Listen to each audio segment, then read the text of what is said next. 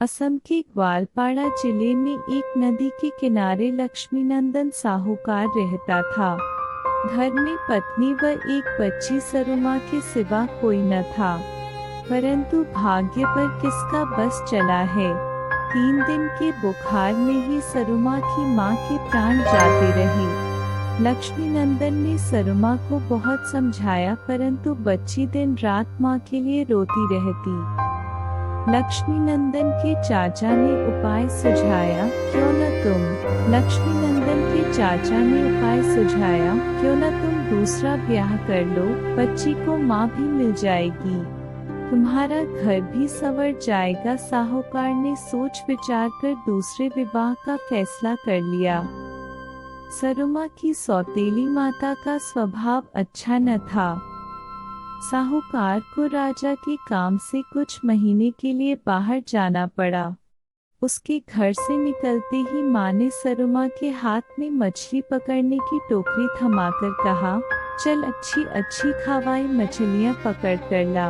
बेचारी छोटी सी सरुमा को मछलियाँ पकड़नी नहीं आती थी। वह नदी किनारे बैठकर रोने लगी। कभी पानी में हलचल हुई और एक सुनहरी मछली ने पानी से सिर निकाला। सरुमा बिटिया, मैं तुम्हारी माँ हूँ, तुम रोती क्यों हो?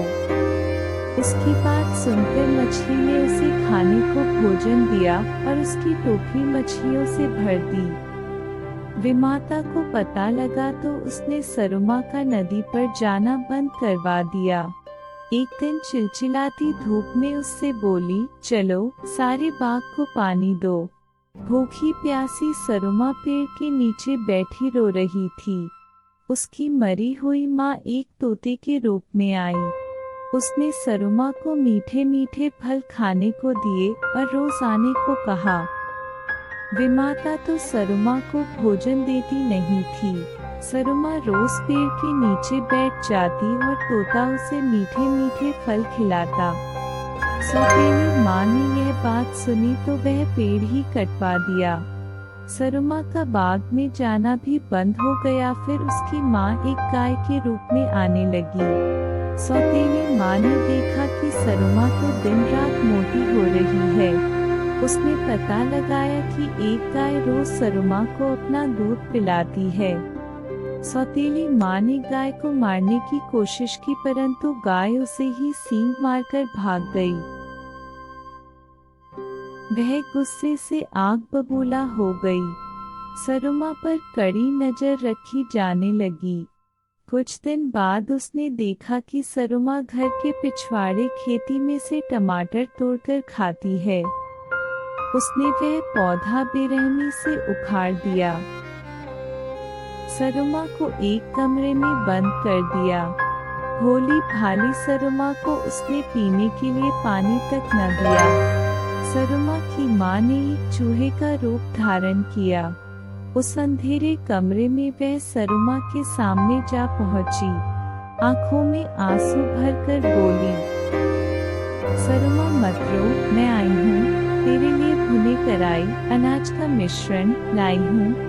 सरुमा ने जी भरकर कराई खाया और माँ द्वारा लाया गया पानी पिया।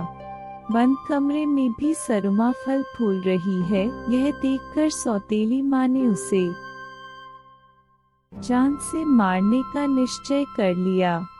साहूकार के लौटने में 4 दिन की देर थी। सरुमा की माँ ने उसे ऐसे वस्त्र दे दिए जिसे पहनकर वह सुरक्षित हो गई। उन वस्त्रों पर तलवार के वार का असर नहीं होता था। सौतेली माता का हर बार खाली गया। साहूकार लौटा तो सरुमा के लिए बहुत सा सामान लाया। वह सरुमा को पुकारने लगा।